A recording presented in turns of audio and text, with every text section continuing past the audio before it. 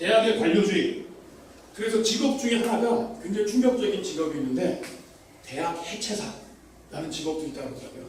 대학이 이게 굉장히 지금 굉장히 밑으로 가요. 그리고 주변에 있는 대학 교수님들 보면 과제 해오라 그러지, 나가서 학생들 데리고 영업도 하라 그러지,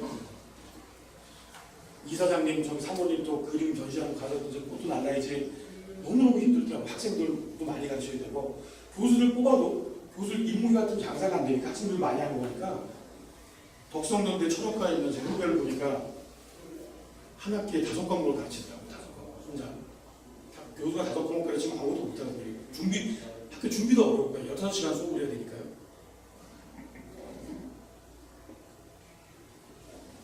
체스에서는 기계 중심 교육으로의 전환을 방해하는 별 이권이 없었어요. 그러니까 체스 소프트웨어를 어떻게 만든다고 무슨 체스 선수 노조가 들고 일어나가지고 이런 악마의 소프트웨어를 개발하면 안 된다, 뭐 이런 플래카드를 들고 자폭하라고 이러지 않잖아요. 그 성능을 입증하라고 요구하는 승인관도 없고요. 일자를 잃고 쫓겨나는 종신 컴퓨터도 없었어요. 종신 교수에 비해서. 단 몇 년 만에 자유형이라고 게 이제 전환이 이루어졌고, 그 과정은 조용하고도 자연스러웠다. 교육 분야에서 전례가 없어서 놀라운 전환이었지만 미국의 교육에 대해서 국가적으로 노력할 때 이는 여전히 거론되지 않고 있다. 의료업도 마찬가지다. 그러니까 사실은 컴퓨터 때문에 굉장히 타격을 많이 받을 4차 산업혁명 때문에 고민하는 게 각종 뒤에 사가 붙는 거죠. 변호사, 의사, 교사, 약사. 약사 같은 거 되게 위험해요 지금. 약사 같은 거 정상적인 얘기를 정확하게 하는데 진짜 컴퓨터 잘하거든요. 그런 거 잘하고 검사하는데 무게제공되고, 회계사, 변호사 다 쉽지 않아요. 체스에서는 체스 소프트웨어 자체가 교육의 중심이에요. 체스를 가르친다 그러면 그 소프트웨어를 가지고 써보는 게 교육의 중심이거든요. 자꾸 해볼 수 있거든요. 사실은 제가 머신러닝을 통해서 해보고 싶었던 것도 스마트 러닝이었어요. 영어 말하기 쓰기 같은 거를 이명박 정권 때 비즈니스 영어를 하려면 영어로 영업을 해야 될 거 아니냐. 그럼 이게 무조건 중요하다.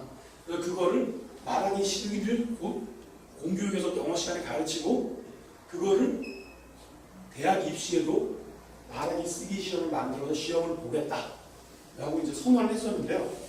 결국 정권이 바뀌어서 비부업을 해버렸어요. 왜 그러냐면 중학교가 45분 정도 수업을 할 텐데요. 한 반에 35명이면 제가 영어 교사인데 여기 있는 이제 대표님들한테 영어 한마디씩 하면 한마디씩 왔다 갔다 1분씩 왔다 갔다 하면 수업이 끝나는 거예요. 진도, 문법도 가르치고 단어도 가르치고 이런 게 이제 컴퓨터가 꼭 필요한 거. 즉 해보는 소프트웨어가 또 굉장히 유명한 소프트웨어가 아닐까. 그게 이제 VR 기술과 같은 거랑 이제 결합이 되면, 제가 알리바바에서 타는 것 중에 하나가 3차원 비행기인데 3차원으로 돌려준 게 있더라고요. 내가 헤드셋을 끼고 전투기라면 이제 3차원 다이빙 올라가는 거, 뭐 요요 이런 것들이 다 되더라고요. 체스에서는 체스 소프트웨어 자체가 교육의 중심이고요. 교사가 보조자이다. 립카라는 소프트웨어는 누구나 이를 이용해서 카피 가능하고 목표체계에 만든다. 반면에 하버드 대학교는 특수 출판이 상품을 이용할 수 있도록 가능한 한 독점적이고 배타적으로 만들어야 한다. 어떤 것이 장기적으로 더 영향력이 있을까? 명문대학의 온라인 교육이 학교의 명성을 보극시킨 용도 이상이 있을까? 실력 있는 지원자의 수는 대단해졌지만 입학적으로는 그대로다. 자, 또 재밌는 말을 좀 말씀드려볼게요. 세계 최고의 교육을 무료로, 그것도 아까 영어 교육을 대한민국 교육부에서 돈을 엄청나게 들여서 영어를 입이 찢어질 때까지 얘기할 수 있는 말하기 소프트웨어 공짜로 나눠주니까 누구나 다 영어의 전문가 되세요라고 얘기를 해도 사람들은 별 관심이 없어요. 사실 노량진에 가서 공시생들을 만나보시면 거기는 영어 공부를 열심히 해가지고 토익 성적 올려야지라는 생각하는 사람이 별로 없어요. 토익 성적을 잘 받는 게 내 목표지 영어는 내 관심이 없다. 예, 지문이 길이가 한 10줄짜리가 나오고 거기에 사우스 풍자가 나오면 답은 3번이고 이런 거를 막 가르쳐줘요.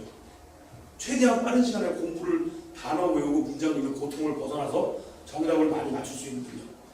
그걸 보고 이제 자산행위라고 하죠. 자산행위.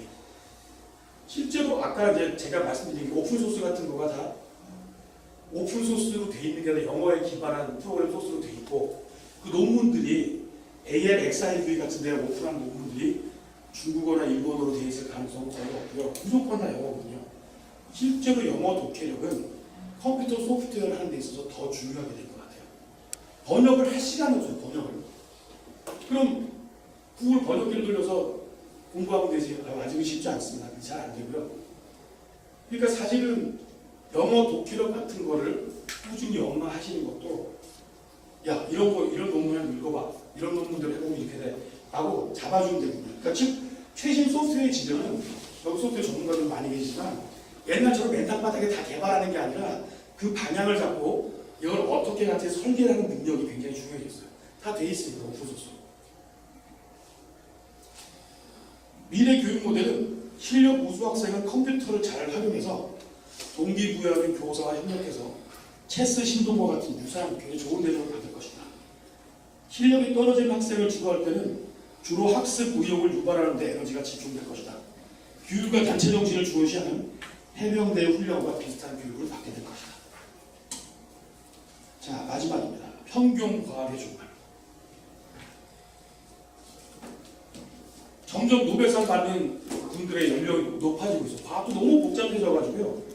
천재적인 과학자 단독으로 예상치 못했던 대대적인 성과를 내놓기는 이제 불가능합니다. 아까 푸에칼의 추측을 이제 입증한 페르만이라는 러시아 수학자가 2004년에 그 사람도 논문을 어디다 발표했냐면 ARXIV에 발표했어요. 논문을 발표하자고 오픈해버리고 학회지에 싣지도 않았어요. 근데 그게 그때부터 코넬 대학교 어디 모여가지고 한 1년 정도 회의를 한 다음에 한 6년이 걸려서 수백 명이 나눠서 분석을 해서 2010년경에 페르만이 풀었다 입증이 돼요. 그러니까 이제는 옛날에 과학 뭐 저기 퀴리 부인이라든지 아인슈타인이라든지 그런 사람들이 뭘 발견했어 이런 거는 말을 하기 쉽지 않습니까? 상대성 이론이 어떻고. 근데 이 책에 나오는 초대칭 큰 이론에 대한 설명을 잠깐만 읽어보시면 머리에 갑자기 스팀이 막 올라오면서 도저히 내가 한국말을 믿고 있는데 무슨 말인지 모르겠다. 오늘 궁금하시면 제가 가지고 위키백과에서 한번 찾아보세요. 말은 말인 것 같은데 도저히 무슨 얘기하는지 모르겠다. 그러니까 앞으로의 과학 행정가나 과학의 예산을 쓰는 것도 과학자가 그 자리에 장관이 된다 하더라도 이번에 또 인사 때문에 문제가 있었지만 어느 자기가 알고 있는 한 분야를 가지고 전체를 본다고 하는 것도 굉장히 어렵게 됐습니다.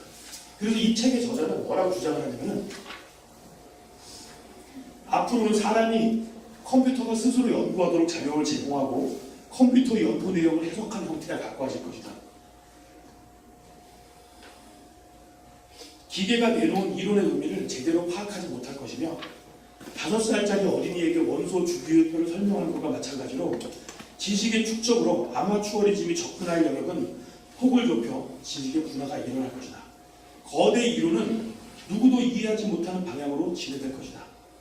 시민과학의 성장세, 과학에서도 중간층, 사실 저 같은 사람 되게 위험한데요.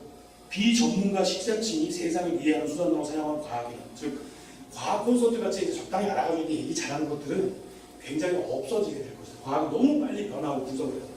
제가 봐도 밴쿠버에 학회를 갔을 때 참석 인원 2,000명 정도가 왔는데요. 2,000명 정도가 맹랑하게 떠드니까 그게 다 그 논문들이 다 오픈소스로 논문도 공개돼 있고 그 소스도 오픈돼 있으니까 여기 들은 대로 한번 가서 뭔가를 한 번 해보는데도 한 달이 걸리더라고요. 그 오픈소스 찾아가기가 어디나 이거 누가 만들었나. 그리고 제가 말한 대로 논문 저자들의 소스를 오픈 안 했으면 누가 그걸 뭐 만들어가지고 텐서플로우를 잘 만들어가지고 이렇게 올려놨더라고요.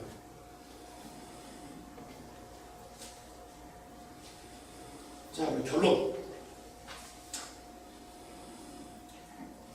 다가올 미래는 천재적인 기계의 시대가 될 것이며 그런 기계와 협력해서 일하는 사람이 가장 성공할 것이다. 얼마 지나지 않아 국민은 둘로 나뉠 것이다. 한쪽은 기술적으로 역동적인 부문에 종사할 것이고 다른 한쪽은 그 이외의 사람이 그 외에 나머지 사람이 차지할 것이다. 평균의 시대는 끝났다. 네, 이상입니다.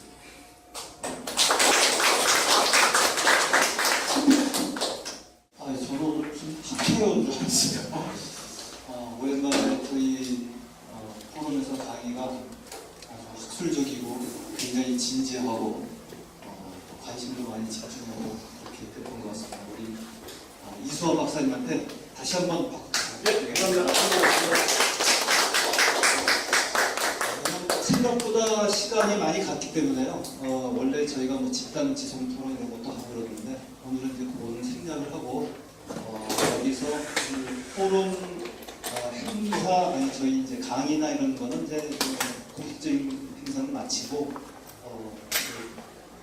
남으셔가지고 옆에 분들하고 아까 말씀드린 것처럼 네트워킹 시간을 갖도록 하겠습니다.